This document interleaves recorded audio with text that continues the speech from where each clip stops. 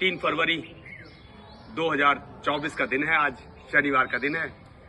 बताना चाहूंगा 3 फरवरी 1925 को पहली इलेक्ट्रिक ट्रेन, पहली बिजली से चलने वाली ट्रेन का उद्घाटन हुआ था। आज हरी झंडी दिखाई गई थी।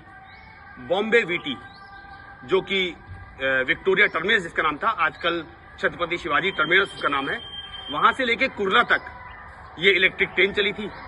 डिस्टेंस बहुत ज्यादा नहीं थी, लेकिन एक परिवर्तन था युग का। अभी आपको बता दूं कि तकरीबन 90% रेलवे इलेक्ट्रिफाइड हो चुका है। 10% रेलवे अभी भी ऐसा है जहां पर डीजल इंजन या मतलब इंजन जो दूसरे तरीके चलते हैं। और धीरे धीरे एक टारगेट है कि सन 2030 तक मैक्सिमम 95% तक इंडियन रेलवे इलेक्ट्रिफाइड हो जाएगा। अभी लेटेस्ट जो अपने रेलवे मिनिस्टर है उनका स्टेटमेंट है कि 2030 तक हम 95% ऑफ द रेलवे को इलेक्ट्रिफाइड कर देंगे। ये बात हुई आज की। और इसके अलावा कुछ और बात भी है जो मैं आपको बताना चाहूंगा। ज्यादातर आप जब रेलवे पे जाते होंगे तो एक बहुत कॉमन अनाउंसमेंट है, यात्रीगण कृपया ध्यान दें। सभी ने सुना होगा, सुनते ही अरे ये तो रेलवे की आवाज है।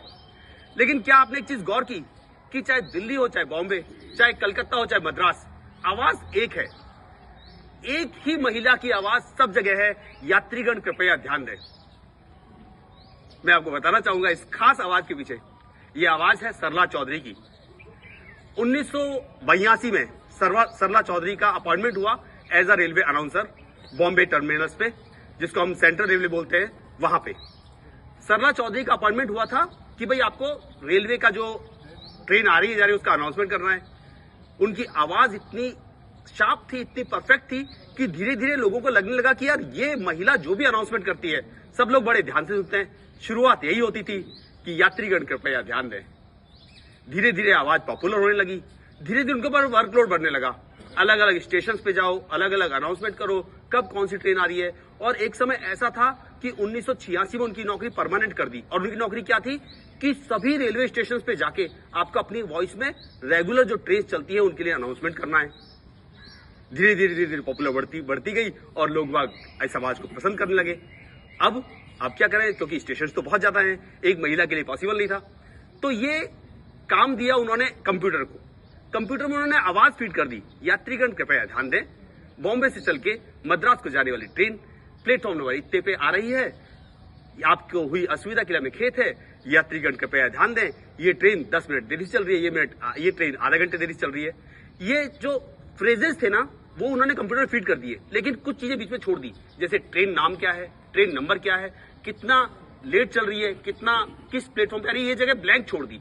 और ये जिम्मेदारी थी कंप्यूटर को। कंप्यूटर में आप फीड कर दीजिए कि कितने स्टेशन पे आ रही है, कौन से प्लेटफॉर्म पे आ रही है, कितने मिनट देरी चल रही है, और फिर कंप्यूटर से वो आवाज ऑटोमेटिकली मिक्स करके और प्ले कर दी जाती है। सरला चौधरी की आवाज आज भी है, आज भी लगातार चल रही है। सरला चौधरी की जॉब अनाउंसर की नहीं है, लेकिन अभी भी उनकी आवाज हम सभी सुनते हैं। उसके अलावा और बहुत बेहतरीन कुछ बातें, छोटी छोटी बातें हैं। आपको मालूम है डीजल इंजन कभी ऑफ नहीं होता। डीजल इंजन लगातार चलता रहता है।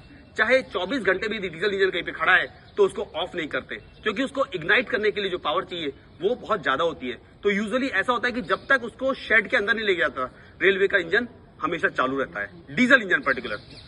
और जैसा मैंने आपको बता चुका कि धीरे धीरे रेलवे इलेक्ट्रिफाइड होता जा रहा है, तो 2030 में 95% ऑफ द रेलवे इलेक्ट्रिफाइड हो जाएगा। आप सभी ने मुझे सुना, इसके लिए बहुत बहुत धन्यवाद। इस तरह की और जानकारी आपको बताता रहूंगा।